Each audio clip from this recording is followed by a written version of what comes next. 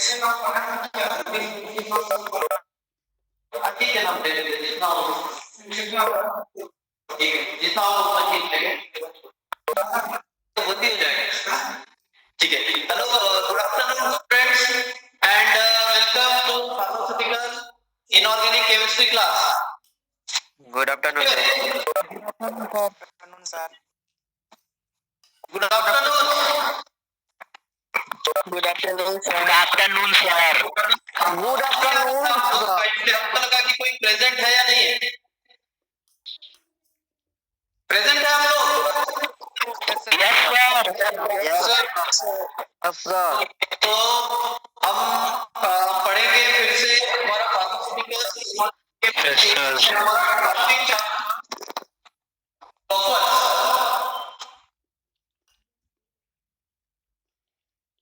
Okay.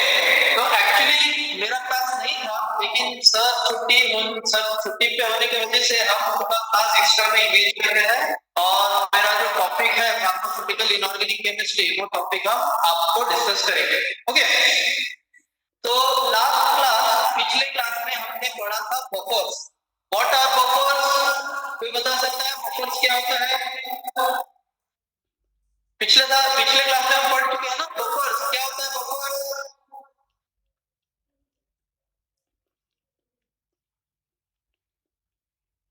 Sir buffer को acid base के pH को कंट्रोल करने के लिए यूज करते हैं सर। एसिड बेस का पीएच को कंट्रोल करने के लिए मैक्सिमम या मिनिमम। आपका जो कंसेप्ट है वो सही है, बट अगर हम क्वेश्चन वाइज पूछे व्हाट इज बफर्स, तो आपका क्वेश्चन भी आंसर में आना चाहिए।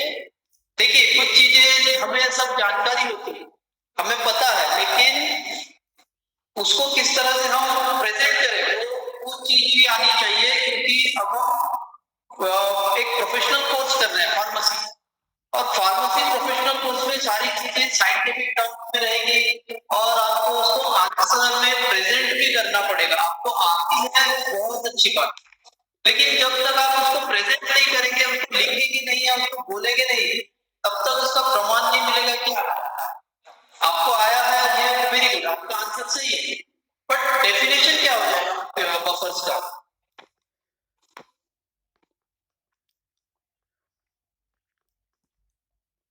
क्या डेफिनेशन हो जाएगा?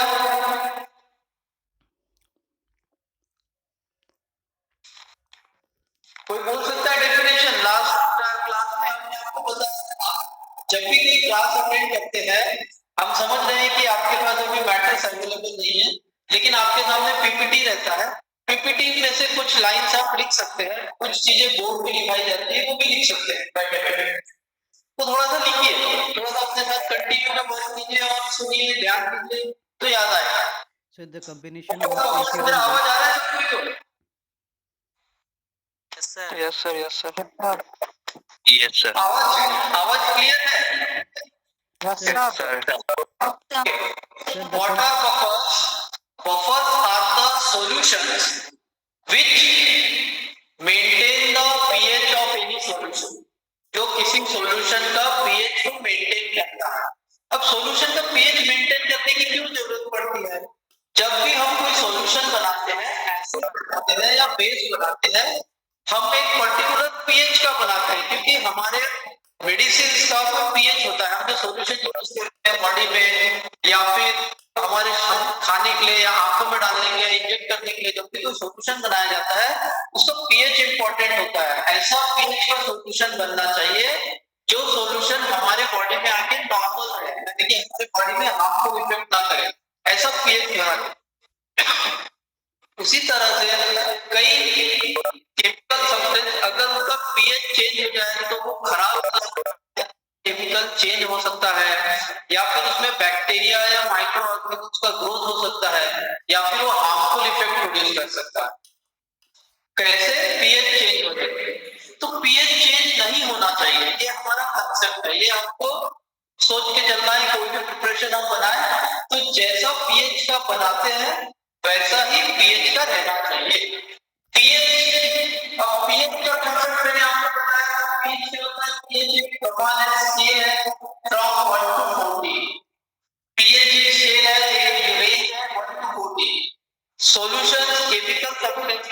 सॉल्यूशन का पीएच होता है। पीएच माने percent of donating hydrogen ion, okay, amount of capacity और amount to donate hydrogen ion. तो जितना हाइड्रोजन आयन डोनेट करेगा वो उसका वैसा पीएच। तो पीएच का जो पीएच को पढ़ा जाता है, पीएच का जो रेंज होता है 1 से 14 होता है, बताया गया है आपको, और उसका बीच में एक वैल्यू होता है 7, यानी कि न्यूट्रल हो जाता है। ओके, अभी के फिर से वही बात हम कहते हैं। तो any pH between 1 to 7 is said to be acidic and any pH between 7 to 14 is said to be basic। Okay, तो किसी भी सॉल्यूशन का पीएच मेंटेन किया जाता है, पीएच फिक्स रहना चाहिए। लेकिन जब किसी सॉल्यूशन को एक पर्टिकुलर पीएच पे बना के स्टोर कर दिया जाता है, जब किसी सॉल्यूशन को, किसी मेडिसिन को, किसी प्रिपरेशन को, किसी मेडिकामेंट को, किसी भी केमिकल सब्सटेंस को जब हम बनाते हैं लैब में, इंडस्ट्री में या कंपनी में, जब भी बनता है तो उसका पीएच फिक्स किया जाता है, पीएच स्थिर किया जाता है। ओके, वो पीएच स्थिर करना, पीएच फिक्स करना माने वो पीएच इतना मेंटेन रहे तो कई समय तक, यानी गिवन टाइम पीरियड तक। क्यों? क्योंकि जब वो सॉल्यूशन को आप स्टोर करेंगे, जब वो सॉल्यूशन को प्रिजर्व करेंगे, तो क्या होता है, because of atmospheric condition, because of temperature condition, because of storage condition, किस कंडीशन में स्टोर किया है, कौन से बॉटल में स्टोर किया है, कैसे कंटेनर में रखा गया है, किस जगह पे रखा गया है, कितने टेम्परेचर में रखा गया है, और उसके साथ केमिकल सब्सटेंस के साथ और क्या साथ में स्टोर किया गया है, इसके ऊपर में, इसकी वजह से किसी भी सॉल्यूशन का पीएच में चेंजेस आ सकता है, पीएच में चेंजेस आ सकता है। तो ऐसा पीएच में अगर चेंजेस हो गया किसी सॉल्यूशन में स्टोर करने के दौरान, ड्यूरिंग स्टोरेज, व्हाइल स्टोरिंग, और if such preparation is administered, मतलब taken by the person, medicinal use अगर किसी को दे दिया जाए और उसका पीएच चेंज हो गया रहेगा, तो इट में प्रोड्यूस हार्मफुल इफेक्ट, या फिर इट में not produce desired effect. Harmful effect भी मिल सकता है या फिर डिजायर्ड इफेक्ट भी नहीं मिल सकता है। डिजायर्ड माने जैसा इफेक्ट चाहिए वैसा नहीं मिलेगा, या तो कुछ गलत इफेक्ट मिल जाएगा तो हार्मफुल इफेक्ट होगा, या जैसा इफेक्ट चाहिए वैसा इफेक्ट नहीं मिलेगा, या फिर वो किसी अगर केमिकल रिएक्शन में यूज करना है एसिड बेस को, तो पीएच चेंज होने की वजह से उस केमिकल वो रिएक्शन प्रॉपर्ली नहीं होगा, इसीलिए पीएच चेंज नहीं होने देगा। पीएच चेंज नहीं होने देने के लिए क्या ऐड किया जाता है, बफर सॉल्यूशन ऐड किया जाता है। क्या ऐड किया जाता है? Buffer solution. Buffers are the chemical substances which resist the change in the pH of acid or base on small addition. buffer solution जो है, buffer solution एसिड और बेस का pH चेंज होने से रोकता है पर्टिकुलर लिमिट तक। Okay, ऐसे सॉल्यूशंस को बफर सॉल्यूशंस कहा जाता है। ओके, और जिन सॉल्यूशंस में बफर कैपेसिटी रहती है उस कैपेसिटी को कहते हैं बफर एक्शन कहते हैं। क्या कहते हैं? Buffer action. ओके, तो buffers the capacity of solution change hydrogen ion concentration upon addition of small amount of acid or alkali। क्या है बफर्स की definition? The resistance capacity of solution to change in hydrogen ion concentration on small amount of acid or base, alkali maine base, is called as buffer action, and the solution which exhibit such action is called as buffer action। Okay, जो solution जिसमें pH change होने से रोकने की शक्ति है उसको कहेंगे बफर एक्शन, और जिस सॉल्यूशन में ऐसी शक्ति है, जिस सॉल्यूशन में ऐसी कैपेसिटी है कि वो पीएच चेंज होने से रोकता है, ऐसे सॉल्यूशन को हम कहेंगे बफर सॉल्यूशन कहेंगे। ओके, क्लियर है? बफर सॉल्यूशन फार्मास्यूटिकल इंडस्ट्री में जो यूज होता है दो टाइप का यूज होता है, acidic buffer and basic buffer. कौन सा? दो प्रकार का बफर होता है, एसिडिक बफर और basic buffer. Now last class I have discussed the buffer equation. पिछले क्लास में मैंने बफर इक्वेशन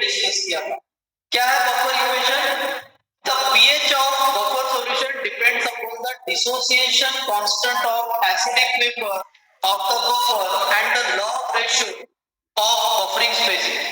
बफर का जो इक्वेशन है वो इक्वेशन का जो स्टेटमेंट है, क्या स्टेटमेंट है?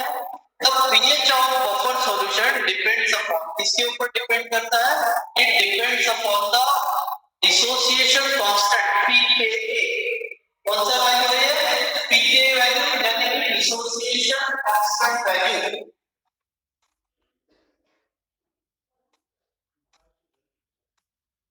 pKa यानी क्या है?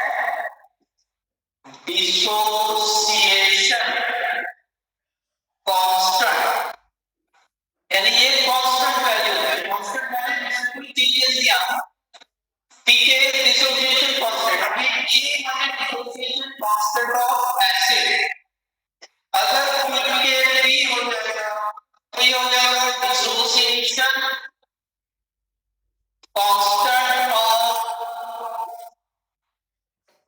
बेस।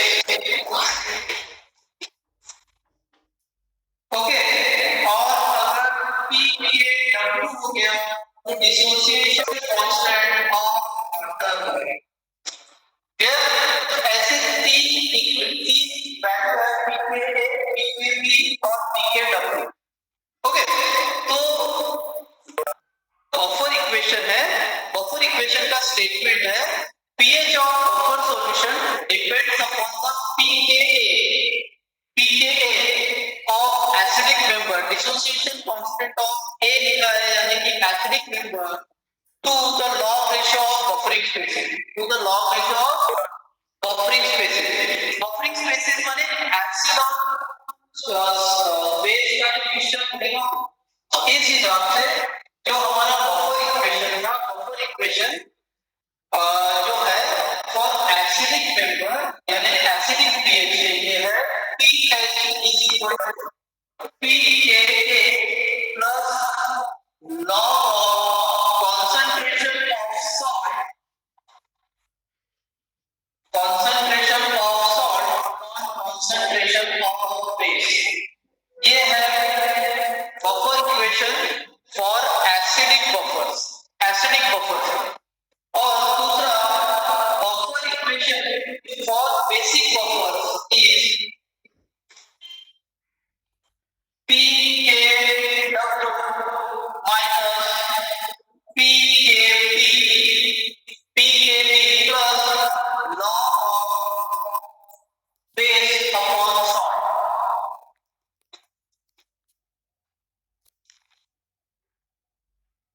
तो देखिए जस्ट इक्वेशन आपको याद रखना है, ये इक्वेशन का डेरिवेशन और इसमें जो रीजंस है ये लॉग की वैल्यू कैसी है, ये सब डेरिवेशन से जुड़ा हुआ मैटर। तो डेरिवेशन फिलहाल आपके सिलेबस में नहीं है, तो इसीलिए हम इसका डेरिवेशन डिस्कस करके हमें कोई फायदा नहीं है, कोई अर्थ नहीं है।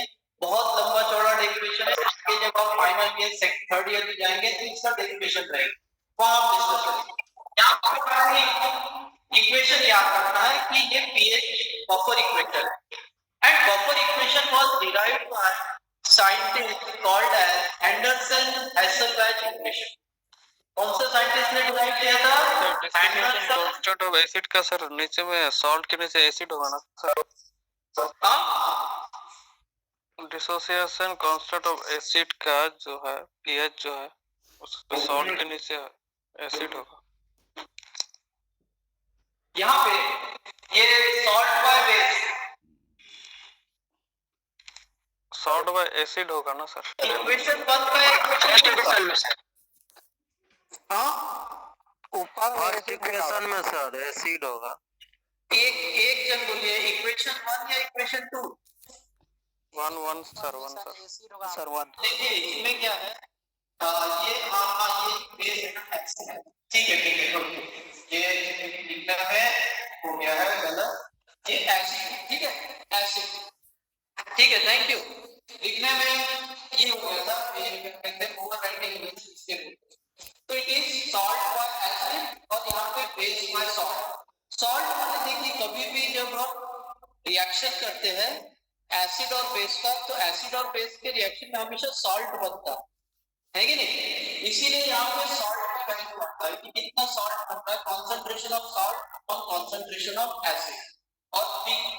बेसिक बफर के लिए बेस पर सॉल्ट आता है लॉग रेशियो। तो ये डेरिवेशन में इन सब का रीजन निकलता है। जब अगर इसको डिराइव करेंगे इस सब का रीजन क्यों ऐसा है ये उसमें निकलेगा। तो वो फिलहाल हम लोग डिस्कस नहीं कर पाएंगे क्योंकि it will become very lengthy और वो बहुत ही डिस्कसिंग मैटर है, वो पूरा इक्वेशन डिस्कस करना पड़ेगा।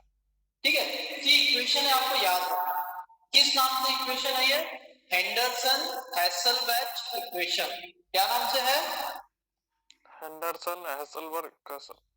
हैसेलबर्ग की हैसेलबैच इक्वेशन। ठीक है, तो ये इक्वेशन है। इसके बाद जो टॉपिक है आपका आज जो नया टॉपिक है, अभी तक तो कल पढ़ा था वही किए, आज हम नया टॉपिक करेंगे that is called as buffer equation, sorry buffer capacity.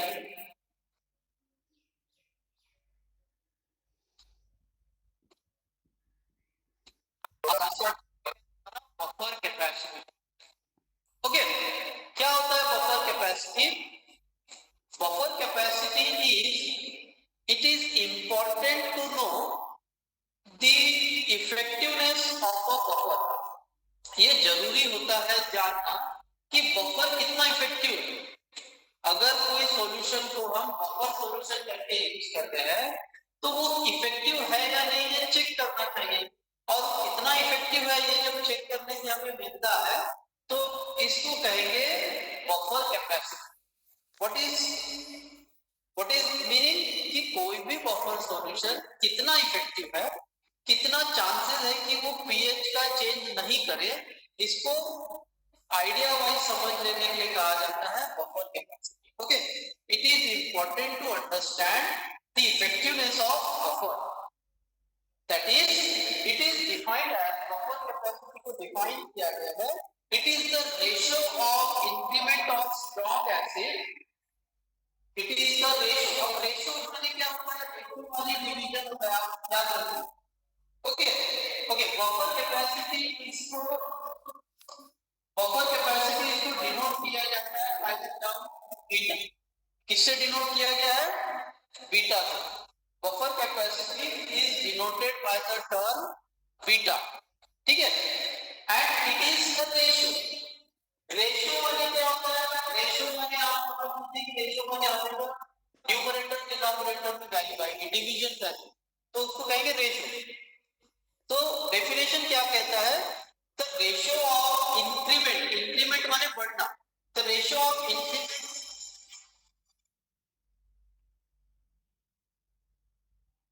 The ratio of increment of strong acid or base to small changes in pH. The ratio of increment of strong acid or base to small changes in pH brought about by the addition, okay, brought about by addition of acid or base is called as buffer capacity. क्या है buffer capacity? Buffer capacity is the increment, increment माने बढ़ना। किसमें बढ़ना? Acid डालने से बढ़ना या बेस डालने से बढ़ना। ओके, एसिड कितना डाला जाए या बेस कितना डाला जाए, जिसके वजह से पीएच की वैल्यू में एक स्मॉल अमाउंट का चेंजेस आ जाए। इस रेशियो की वैल्यू को कहते हैं बफर कैपेसिटी कहते हैं। देखिए मैं आपको इक्वेशन लिख के बताता हूँ। Delta beta is equal to delta beta upon delta pH. ये इसका रेशियो वैल्यू है। किसके बीच में रेशियो वैल्यू है? चेंजेस इन इंक्रीमेंट और चेंजेस इन द एसिड और base to the change in the pH, to the change in the pH is called as buffer capacity. देखिए इसको एक छोटे से उदाहरण से समझते हैं, छोटे से एग्जांपल से समझते हैं। सपोज हमारे पास एक बफर सॉल्यूशन है या फिर हमारे पास एक सॉल्यूशन है, ओके, जिसका पीएच है 5, जिसका पीएच है 5। अब वो पीएच 5 को मेंटेन किया गया है, किससे मेंटेन किया गया है? पीएच 5 को मेंटेन किया गया है विद बफर, किसी बफर सॉल्यूशन से 5 पीएच को मेंटेन किया गया। क्लियर? तो इसका पीएच मेंटेन किया गया है। किसके वजह से पीएच मेंटेन किया गया है? किसी बफर सॉल्यूशन की वजह से पीएच मेंटेन किया है। ओके, तो बफर मेंटेन करके रखें। अब हम इसमें कितना एसिड डाल रहे हैं या फिर कितना बेस डाल रहे हैं। ओके, तो इंक्रीमेंट ऑफ एसिड और बेस, जिसके वजह से ये पीएच में चेंजेस आ जाए, स्मॉल चेंजेस, यानी पीएच में चेंजेस आ जाए, पीएच बढ़ जाए या पीएच कम हो जाए। अगर एसिड होगा तो पीएच कम हो जाएगा और अगर बेस डालेंगे तो पीएच बढ़ेगा। समझ में आ रहा है?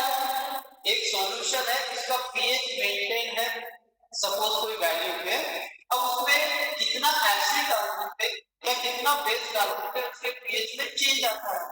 तो पहले जितना एसिड था उसके बाद और कितना एसिड डाला, यानी change in acid, increment in acid, या कितना बेस डाला, तो इंक्रीमेंट इन बेस, तो रेशियो में आ जाता है change ratio of increment of strong acid और base, ratio of increment of strong acid or base to small changes in pH brought by the addition of acid or base. Acid या base डालने के बाद किसी भी solution का pH change होना, कितना एसिड या कितना बेस डालने के बाद किसी भी सॉल्यूशन का एक फिक्स अमाउंट में pH चेंज होना, इस कैपेसिटी को, इसके रेशियो वैल्यू को कहेंगे बफर कैपेसिटी कहेंगे। समझ में आया यहाँ तक?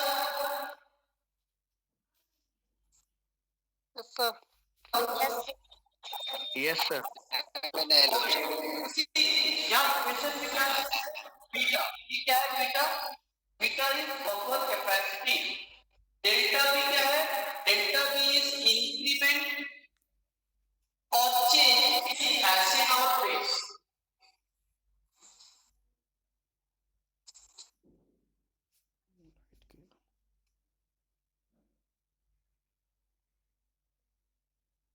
डेल्टा बीटा क्या है?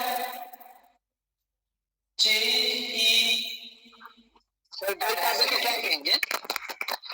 और लिख दिया सर वहाँ पे साइड पर लिख दिया।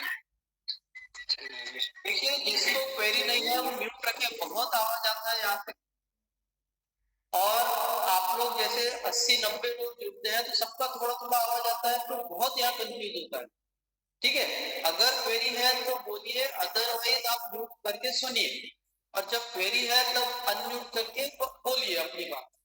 ठीक है, देखिए डेल्टा बी का क्या क्या है? Delta B it is change in acid और बेस। कितना एसिड या कितना बेस डालना पड़ा, क्या करने के लिए डालना पड़ा? पीएच चेंज करने के लिए। अच्छा, कितना एसिड या बेस डाले और उसकी वजह से कितना पीएच चेंज हुआ? Change in pH. इसका जो रेशियो माने इन दोनों वैल्यू को डिवाइड करके जो आंसर आएगा, आंसर किसी पर्टिकुलर बेस के लिए इसका बफर कैपेसिटी होगा। समझ में आया? एक ठीक है, नाउ सी बफर कैपेसिटी, इसका डेफिनेशन फिर से बोलते हैं, the ratio of increment of strong acid और base, ratio of increment of strong acid और base to change in pH, brought about by addition of acid or base, brought about by addition of acid or base, and it is mathematically expressed as इसको इस तरह से express करते हैं, इसका equation लिखा जाता है। Clear? Okay, now according to this equation, इस इक्वेशन के हिसाब से the buffer capacity of any solution, इस इक्वेशन के हिसाब से किसी भी सॉल्यूशन का बफर कैपेसिटी को एक यूनिट कहा जाएगा। Buffer capacity of any solution has a value of 1। किसी भी सॉल्यूशन के बफर कैपेसिटी वैल्यू को एक माना जाएगा। कब एक माना जाएगा? when जब 1 gram equivalent, 1 gram equivalent, okay,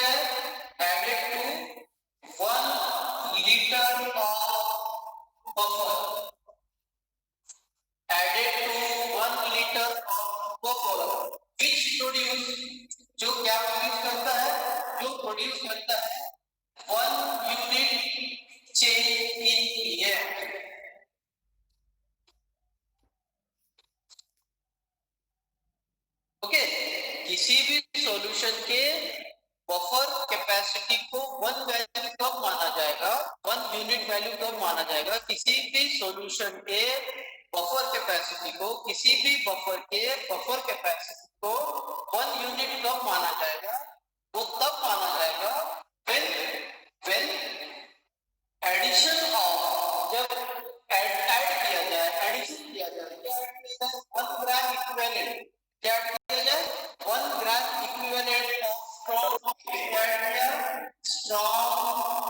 base add किया, 1 gram equivalent of strong base is added to 1 liter of buffer solution. कितने में ऐड किया, 1 liter of buffer solution and leads to change of 1 pH unit, और इसके वजह से क्या होता है, 1 यूनिट का pH चेंज हो रहा है।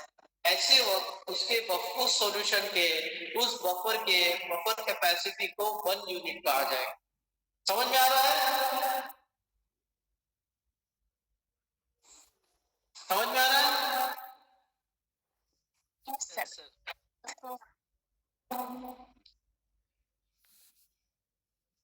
आया ना? Yes sir. ओके, देखिए बफर कैपेसिटी 1 यूनिट कब होगा, जब किसी भी सॉल्यूशन में जब 1 ग्राम इक्विवेलेंट स्ट्रॉन्ग बेस डालने पे 1 लीटर के बफर सॉल्यूशन में 1 यूनिट का पीएच चेंज करेगा, तो ऐसे वक्त उस बफर सॉल्यूशन की कैपेसिटी को 1 वैल्यू कहा जाएगा, 1 बफर कैपेसिटी कहा जाएगा। ठीक है, तो ये बफर कैपेसिटी किसी भी सॉल्यूशन का अगर जितना हायर है, किसी भी बफर कैपेसिटी बफर सॉल्यूशन का अगर बफर कैपेसिटी अगर हायर है, ओके, बफर कैपेसिटी हाई रहना अच्छा रहेगा या लो रहना अच्छा रहेगा, ओके, सॉल्यूशंस का बफर कैपेसिटी का वैल्यू हाई रेंज रहना अच्छा है या लो रेंज रहना अच्छा है, ये चीज आपको समझना है। अब आपको बफर कैपेसिटी क्या है, ठीक है, 1 ग्राम इक्विवेलेंट ऐड करने पे 1 लीटर सॉल्यूशन में 1 pH यूनिट चेंज करता, तो जो बफर कैपेसिटी की जो वैल्यू आएगी, जो आंसर आएगा, वो आंसर हायर अच्छा आंसर है या लोअर अच्छा, ओके, यानी बफर के लिए हायर वैल्यू लेना अच्छा है या लोअर वैल्यू अच्छा है। तो इसका जो जवाब है, उसका जवाब ये है कि किसी भी सॉल्यूशन का बफर कैपेसिटी की हायर रहना is good for the buffer, किसी भी सॉल्यूशन का बफर कैपेसिटी का वैल्यू हायर रहना is good, better, because as it can tolerate large amount of changes in the pH with the addition of acid or base। समझ में आ रहा है? अगर बफर कैपेसिटी की वैल्यू ये ज्यादा से ज्यादा टॉलरेट इट कैन टॉलरेट वाली सेंस क्या हो सकता है, लार्जर एडिशन ऑफ एसिड और बेस, यानी वैसे जिस बफर कैपेसिटी का, जिस बफर सॉल्यूशन का बफर कैपेसिटी हायर हो, जिस बफर सॉल्यूशन का बफर कैपेसिटी हायर हो, उसमें ज्यादा एसिड या बेस भी डाला जाएगा तो भी उसमें चेंजेस इन पीएच होने का चांसेस, पीएच में चेंज आने का जो चांसेस है वो लो होते जाएगा, कम होगा। समझ में आ रहा है आप लोगों को? Sir clear?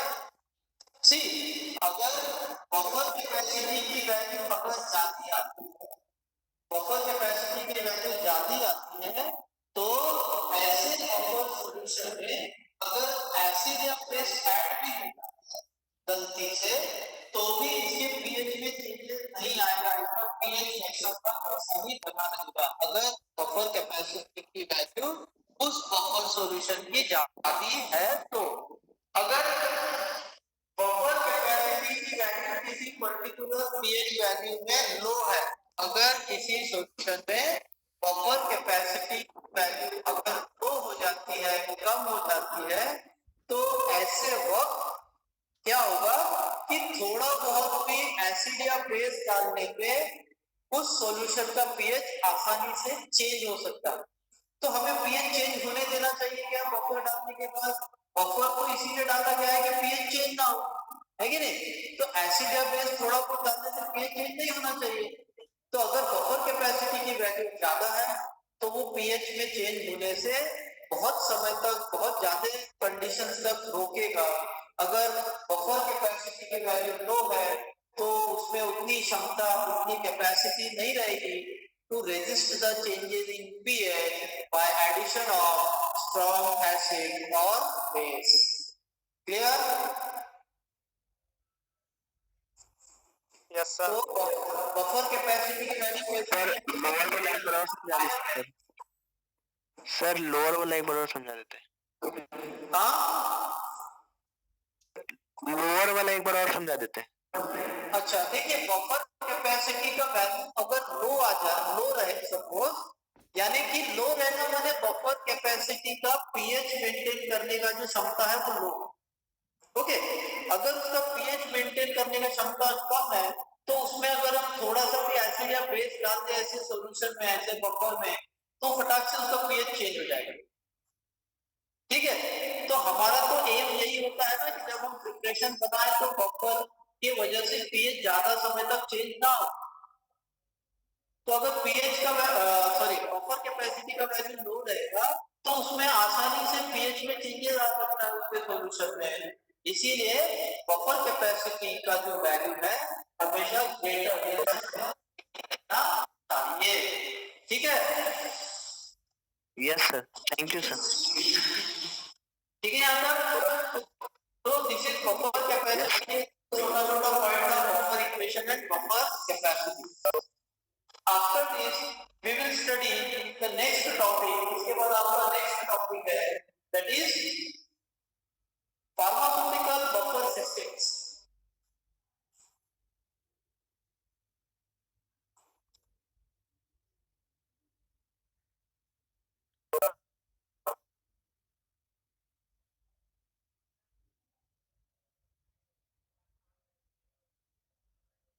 जो बोर्ड लिखते हैं वो आपको दिखता है?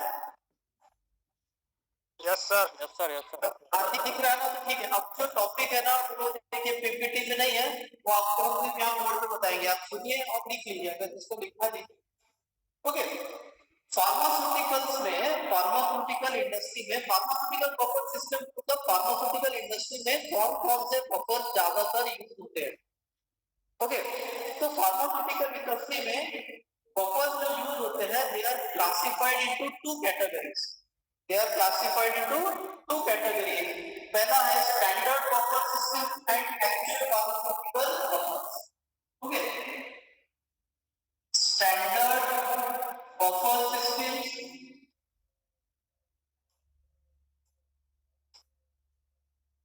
and second one is actual pharmaceutical buffers.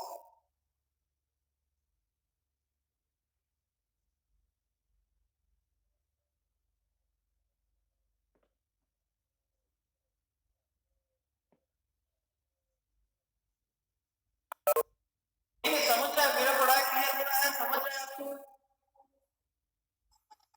Yes sir. Okay, तो फार्मास्यूटिकल इंडस्ट्री में जो बफर्स यूज होते हैं, फार्मास्यूटिकल इंडस्ट्री में बफर सिस्टम यूज होते हैं क्योंकि फार्मास्यूटिकल इंडस्ट्री यानी कि it is dealing about all type of chemicals and those chemicals are used to inhale, यानी कि मुंह से खाने के लिए भी काम में आता है, to be administered into eye, आंख में डालने के भी काम आता है, to be injected into body, body में भी डालने के काम आता है, ओरल मुंह में रखने के भी काम आता है। तो ये सारे प्रकार के फार्मास्यूटिकल्स होते हैं और various chemical reaction, biological preparation, सबके अलग-अलग पीएच मेंटेन करना जरूरत होता है। तो ऐसे वक्त फार्मास्यूटिकल्स में जो बफर्स यूज होते हैं ये there are of two categories. कौन से दो category? Standard buffer system and actual pharmaceutical buffers. Okay, clear? तो जो हमारा फर्स्ट है that is standard buffer system. These are these buffer systems, ये जो बफर्स है ये एक रेफरेंस करके बफर यूज किया जाता है। रेफरेंस मतलब स्टैंडर्ड बफर रहते हैं जो जिसका पीएच हर जगह वैसा ही मेंटेन होता है, यानी कि ऐसे बफर को स्टैंडर्ड माने गए हैं और किसी भी रिएक्शन में कॉमनली यूज कर सकते हैं। ओके, जैसे आपको एसिड बफर की जरूरत है तो स्टैंडर्ड बफर यूज कर सकते हैं, आपको बेसिक बफर की जरूरत है तो बेसिक बफर यूज कर सकते हैं, यानी ये स्टैंडर्ड है जो हर जगह इस्तेमाल में लाते हैं। और फार्मास्यूटिकल बफर्स है कि जैसा रोल है, जैसा यूज है, उस हिसाब से वैसा बफर बनाना। समझ में आ रहा है? तो actual pharmaceutical buffer, standard buffer यानी कि जनरल फार्मास्यूटिकल रिएक्शन में, जनरल पर्पस यूज में स्टैंडर्ड बफर को यूज कर दिया जाता है।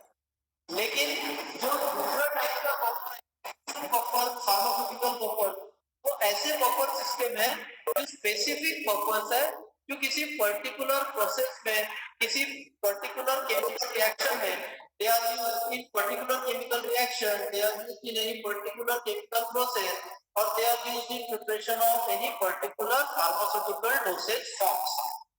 क्लियर? तो ये एक्चुअल में किसी पर्टिकुलर यूज में यूज किया जाता है, इसीलिए इसको एक्चुअल फार्मास्यूटिकल बफर्स कहा जाता है। और ये स्टैंडर्ड बफर माने जो स्टैंडर्ड है, माने एक फिक्स बफर का वैल्यू है।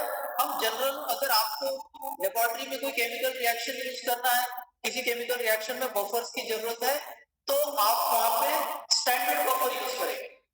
लेकिन अगर आपको पर्टिकुलर फार्मास्यूटिकल यूज के लिए बफर करना है, कोई प्रिसाइज एक फॉर्म के लिए बफर यूज करना है, तो आप कौन सा बफर यूज करेंगे? एक्चुअल फार्मास्यूटिकल बफर ही यूज करेंगे। ठीक है, अब ये जो बफर्स होते हैं, इनके कौन-कौन से नाम है? देखिए, स्टैंडर्ड बफर है, उसके नाम first is hydrochloric acid buffer.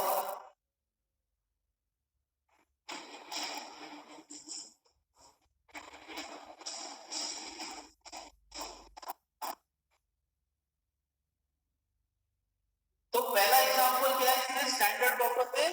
Hydrochloric acid buffer, जिसका पीएच कितना रहता है? PH range. ओके, इसका पीएच रेंज रहता है 1.2 से लेके 2.2 पीएच तक। कितना पीएच तक? 1.2 से लेके 2.2 पीएच विद इंटरवल ऑफ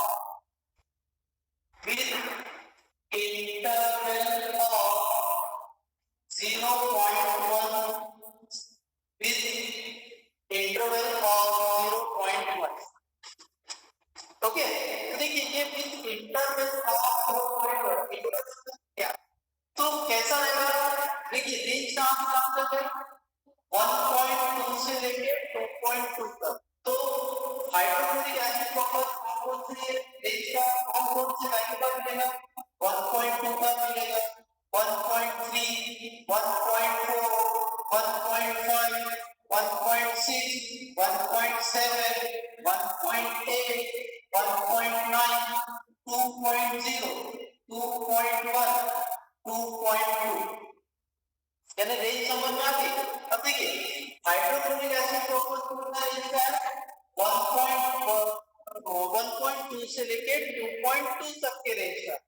तो उसके बीच में इंटरवल कितना है? कितना है? 0.1 का।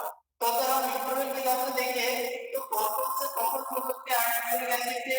1.2, 1.3, 1.4, 1.5, 1.6, 1.7, 1.8, 9, 10, 2.1, 2.2। ओके, यानी कि हाइड्रोक्लोरिक एसिड के कितने बफर्स अवेलेबल हो सकते हैं? इसमें ऐसा नहीं हो सकता है कि 1.25, ये नहीं हो सकता। ओके, या फिर 1.2 से छोटा, 1.2 से लोअर, यानी 1.1 का पीएच का बफर हाइड्रोक्लोरिक एसिड का नहीं, या 2.2 से ज्यादा 3.3 का भी पीएच वाला बफर अवेलेबल नहीं है। क्लियर? तो हाइड्रोक्लोरिक एसिड का जो बफर है वो कहां से कहां तक रेंज का अवेलेबल है? 1.2 से लेके 2.2 विद इंटरवल ऑफ 0.1। समझ में आया? समझ में आया? Yes sir. Yes, sir. Yes sir. Did you understand? Yes sir. Hello sir. तो देखिए आप ये एक एग्जांपल है, ये एग्जांपल आपने दूसरा example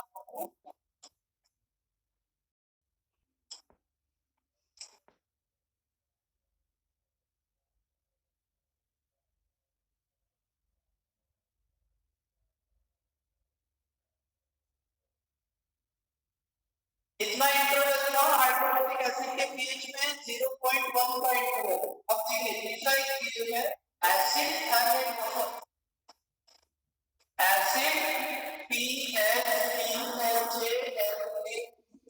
acid phthalate buffer. Okay, जिसका पीएच रेंज होता है 2.2 से लेके 4.0 और विद इंटरवल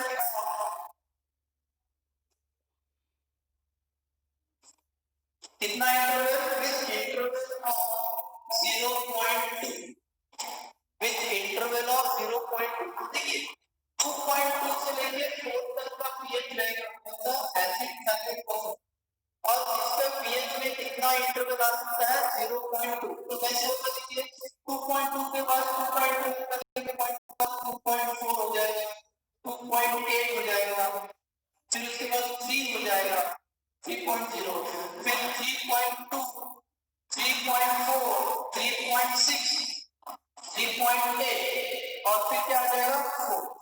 यानी सर वहाँ पे भी 2.6 होगा ना सर?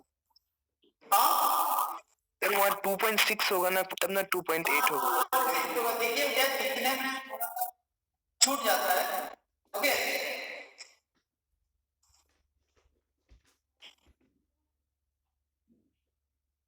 तो देखिए एसिड हैलेट बफर कौन सा होगा 2.2 पीएच का भी होगा, एसिड हैलेट बफर 2.2 पीएच का भी होगा, 2.6 का भी होगा, 2.8 का भी होगा, 2.3 का भी होगा, 3.2 होगा, 3.4, 3.6, 3.84। एसिड हैलेट बफर 2.0 का नहीं होगा, एसिड हैलेट बफर 4.2 का भी नहीं होगा। यानी कि 2.2 से नीचे और 4.0 से ऊपर का दो के इंटरवल में ऐसा कोई एसिड हैलेट बफर नहीं होगा। समझ आया? तो इसीलिए ये क्या करा गया है with interval of 0.2। Hydrochloric acid में कितना है इंटरवल ऑफ 0.1। समझ में आ रहा है? Yes sir. Yes sir. Okay, अब आपको इंटरवल बताना पड़ेगा कि समझ जाओगे।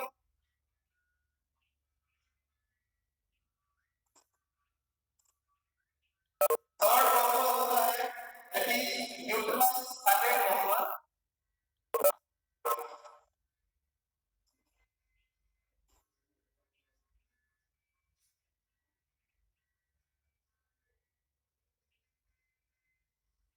न्यूट्रलाइज हैलेट बफर ओके, इसका पीएच रेंज रहता है 4.2 से लेके 5.8 तक विद इंटरवल कितना interval with interval of 0.4 okay. तो इसमें आप मुझे बता सकते हैं कि कौन कौन से रेंज का पीएच मिल जाएगा, कौन कौन से पीएच का ये न्यूट्रलाइज हैलेट बफर होगा 4.4 होगा, 4.6 होगा, 4.8 होगा, 5 होगा, 5.2 होगा, 5.4 होगा, 5.6 होगा, 5.8। समझ में आ रहा है? 4.2 से कम या 5.8 से ज्यादा वाला न्यूट्रलाइज हैलेट बफर नहीं बनता है, यानी नहीं यूज होना चाहिए, क्योंकि ये स्टैंडर्ड बफर है, उसका पीएच इतना ही रहना चाहिए। न्यूट्रलाइज हैलेट बफर इसके रेंज के बीच में जैसे 4.2 के बाद 4.4 आता है, फिर 4.6 आएगा, इसके बीच में 4.5 का न्यूट्रलाइज हैलेट बफर होगा क्या 4.5 4 और 4.6 के बीच में क्या आता है 4.5 आएगा, है नहीं? तो 4.5 पेज वाला न्यूट्रलाइज हैलेट बफर होगा क्या नहीं होगा सर। होगा। कितने इंटरवल वाला होगा है 0.2 इंटरवल वाला, ठीक है? क्लियर? Yes sir. ओके, इसके बाद next is phosphate buffer.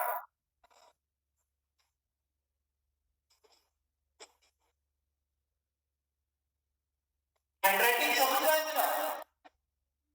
Yes sir, yes sir. आ रहा है सर।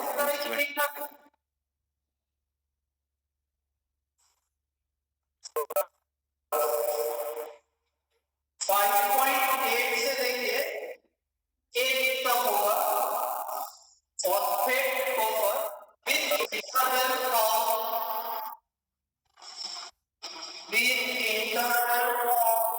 0.2। Okay, interval 0.1। ओके, तो 5.8 से लेके 6, 6.2, 6.4, 6.6, 6.8, 7, 7.2, 7.4, 7.6, 7.8, 8 यहाँ तक के बफर का वैल्यू वाला पीएच वाला बफर अवेलेबल होता है। समझ में आया? ओके, और इसके बाद 501 है alkaline chloride buffer.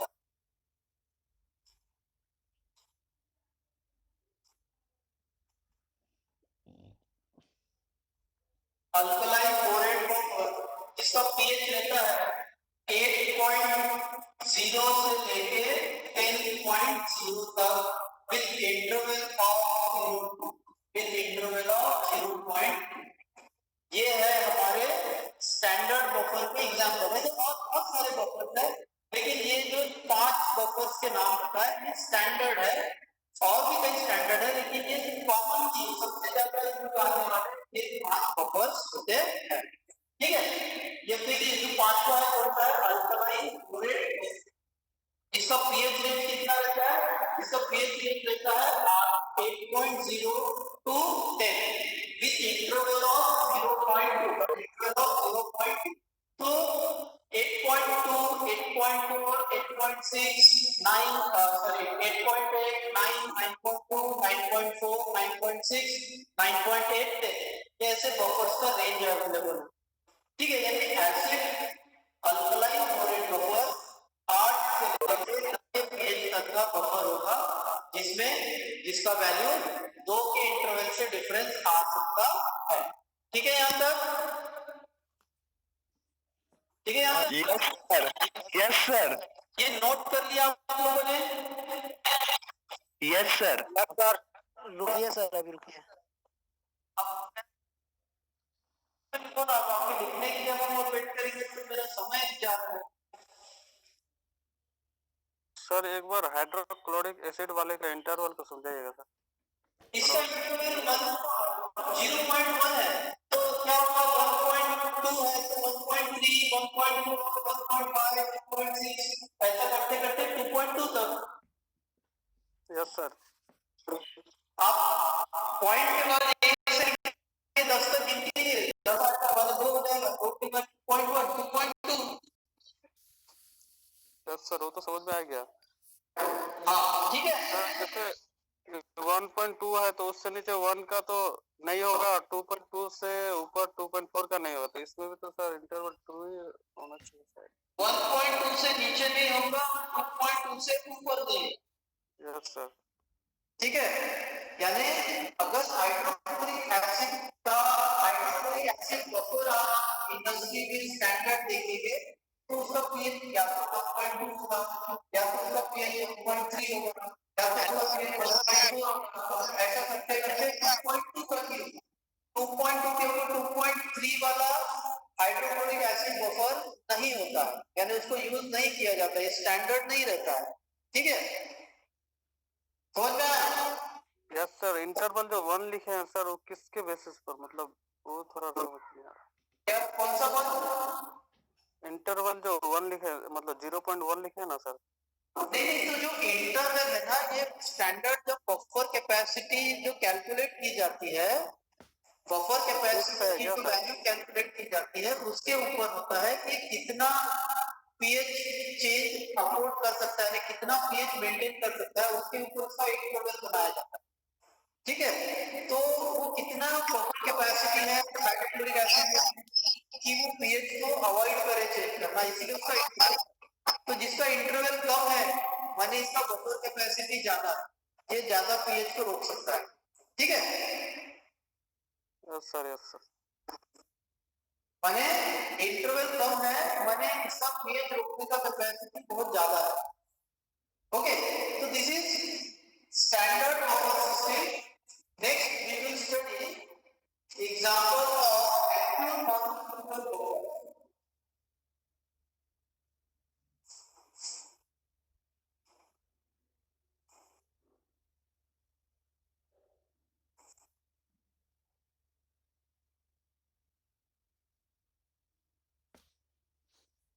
Actual pharmaceutical buffer, यहाँ पे पहला बफर आता है acetate buffer.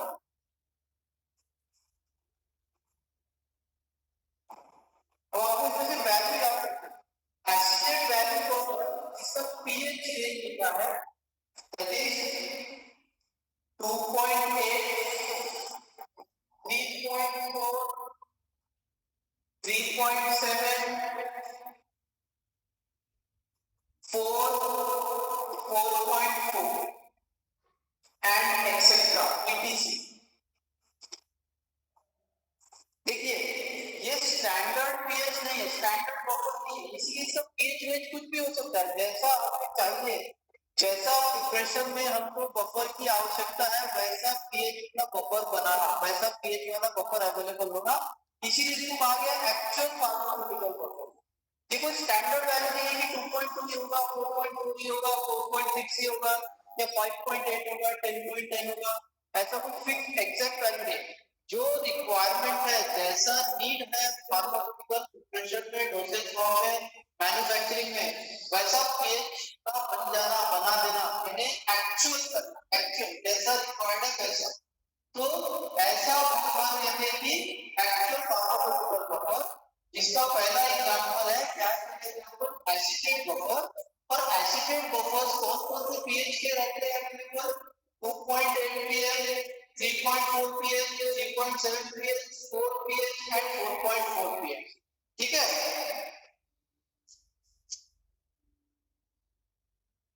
Second is acetate TDTA buffer. Acetate TDTA buffer, इसका पीएच रहता है फिक्स रहता है 5.5।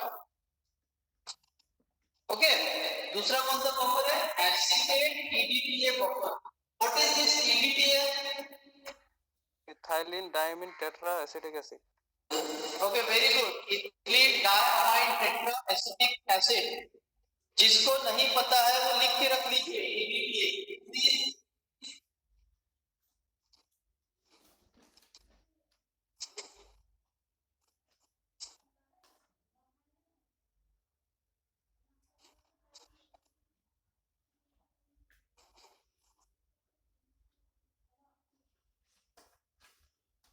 ओके, TDTA, जिसको नहीं पता है वो लिख के रख लीजिए।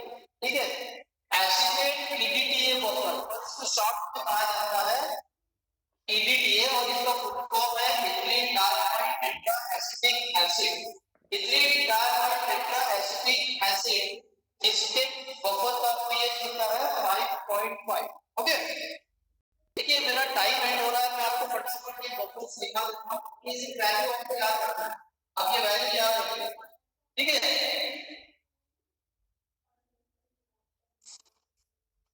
Second is acetic acid ammonium acetate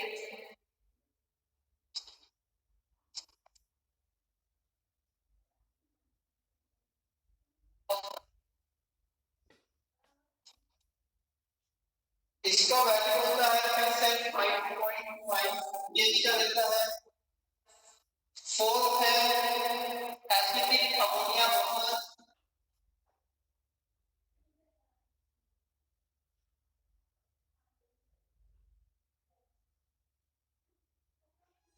इसका पीएच होता है 3.7 और एक और है 5।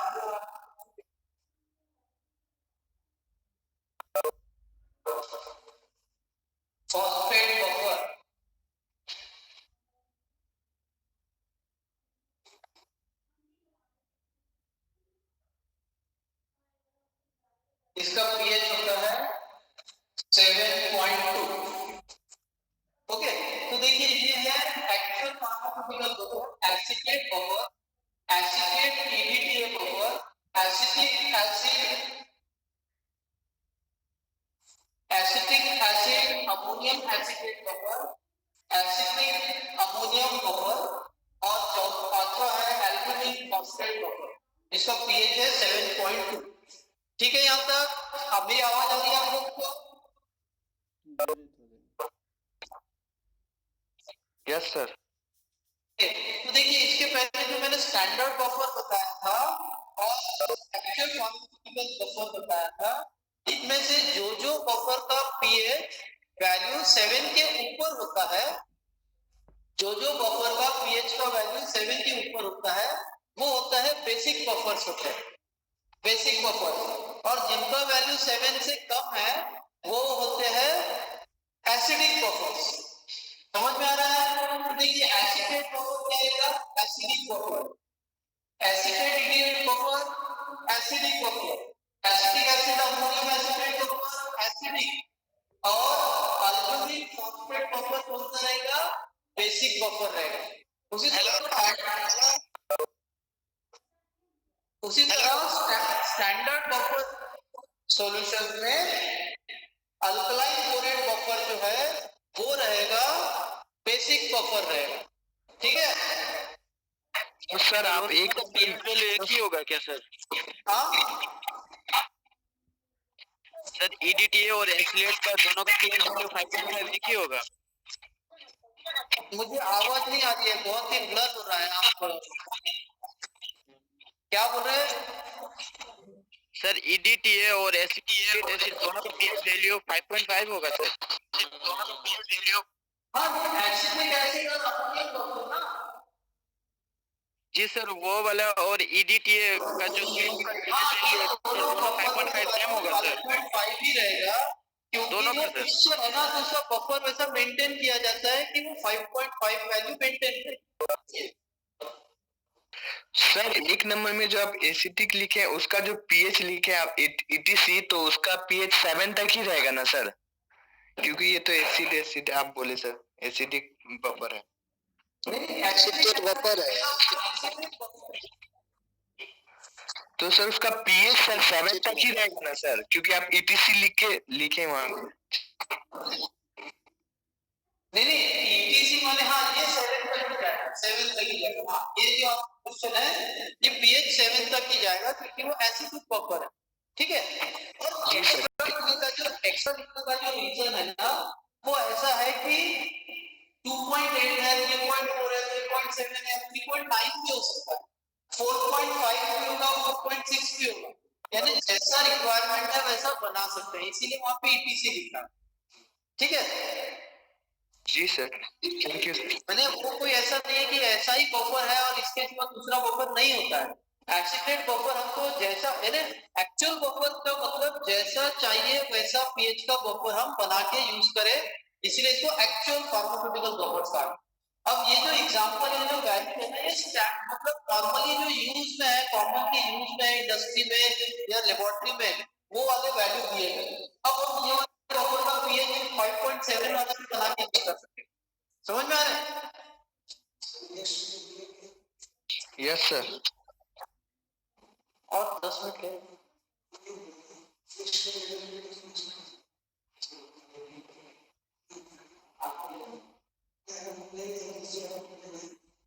अभी 10 मिनट है, 10 मिनट है, तो हम 10 मिनट